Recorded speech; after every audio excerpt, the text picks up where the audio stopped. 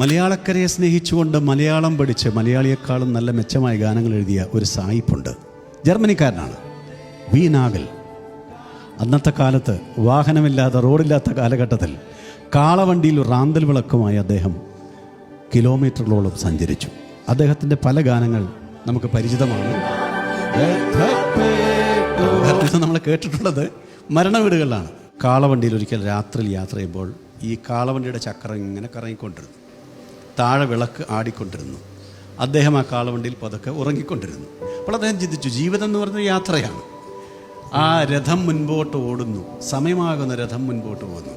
അപ്പോൾ ദൈവത്തിൻ്റെ കൈകളിൽ ഞാനിരിക്കുന്നു. അത് ശരിക്കും പറഞ്ഞാൽ ജീവിച്ചിരിക്കുമ്പോൾ പ്രത്യാശയോടുകൂടെ പാടുവാൻ വേണ്ടി നാഗൽ സാഹിബ് എഴുതിയ പാട്ടാണ്. അതുകൊണ്ട് വളരെ സന്തോഷത്തോടെ പ്രത്യാശയോടുകൂടെ പുഞ്ചിരിക്കുന്ന മുഖമായിട്ട് സ്വർഗയാത്ര ചെയ്യുന്നു, സ്വദേശം